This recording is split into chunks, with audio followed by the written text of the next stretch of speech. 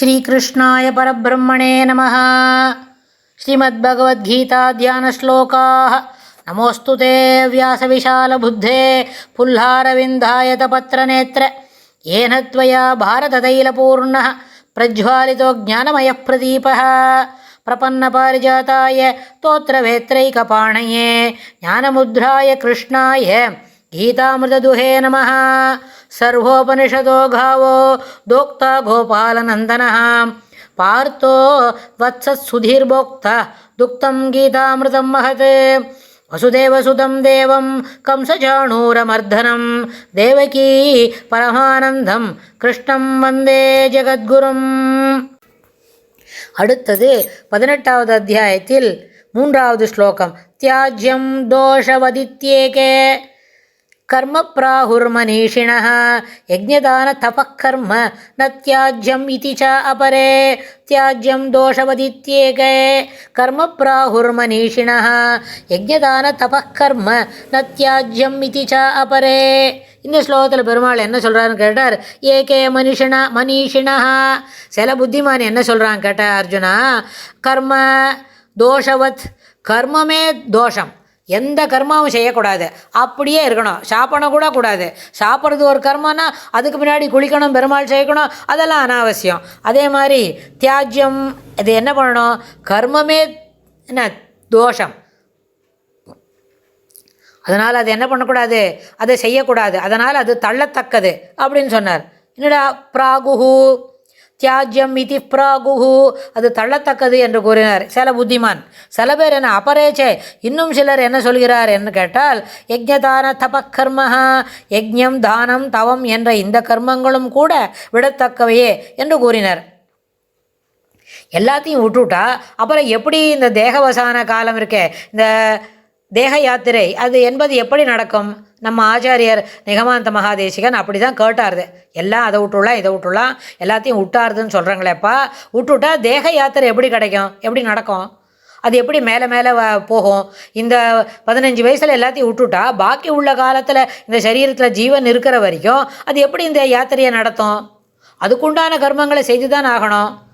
ஏன்னா இந்த சரீரத்துக்குள்ளே இருக்கிற அந்தர்யாமிக்கு, உயிருக்கு அந்தர்யாமி யார்? ஜீவனுக்கு அந்தர்யாமி சாட்சாத் ஸ்ரீமன் நாராயணன். அப்படி இருக்கும்போது அவனையும் வருத்திக்கண்டு உன்னோட சரீரத்தையும் வருத்திக்கண்டு உள்ளுக்கு இருக்கிற ஜீவனுக்கும் ஒன்றுமே செய்ய முடியாமல் இருந்தால் அப்புறம் எப்படி இந்த கர்மாவை சரியாக செய்யாட்டா எப்படி இந்த தேக யாத்திரை நடக்கும்?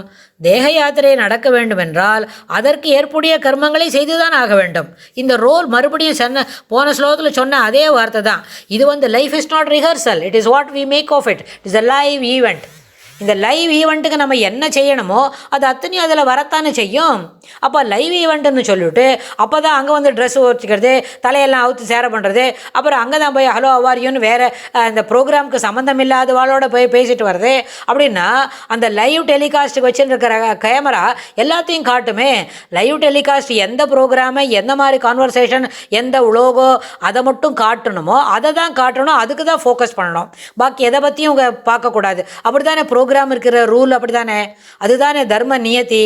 அப்போ இந்த வாழ்க்கைன்ற இந்த வாழ்க்கை பயணத்தை துவங்கத்துக்கு வந்துவிட்டு இதை துவங்கி கொஞ்சம் தூரம் நடந்துன்னு நான் 20வது வயசில் தான் அந்த வார்த்தையை சொல்கிறேன். எல்லா கர்மத்தையும் விட்டுவிட்றேன், இனிமேல் குளிக்க மாட்டேன், பல தேய்க்க மாட்டேன், கார்த்தாலே, அப்புறம் அது ரொம்ப கஷ்டமாயிடும்.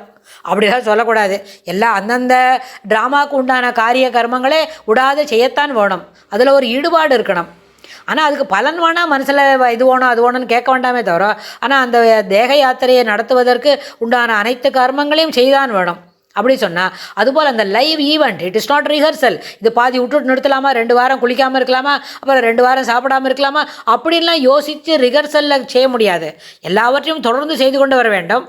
நமக்கு முன்னாடி போகிறவாள் எப்படி போகிறாளோ அப்படி நம்ம தான் இந்த என்ன பண்ணணும், எல்லோரும் இறங்கி இருக்கிற மடு இருக்கே, ஒரு ஆறு இருக்குது, அங்கே குளிக்க போகிறோம் அப்படின்னா எல்லோரும் இறங்குற துறையில் இறங்கி குளித்து துணி துவச்சி பாத்திரத்தெல்லாம் தேய்ச்சா தான் ஏற்புடையது.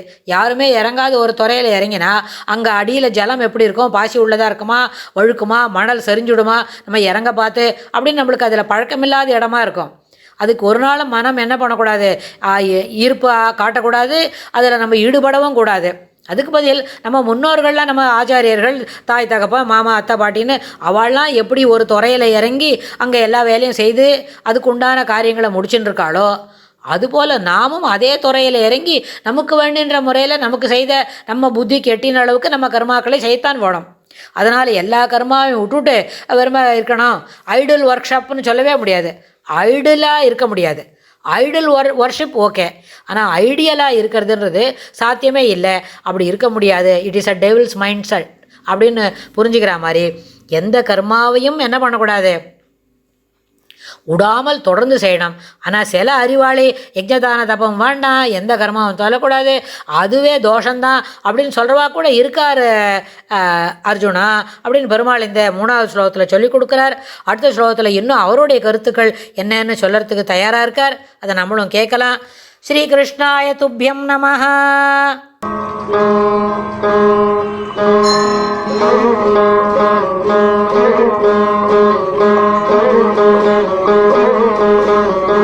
Thank you.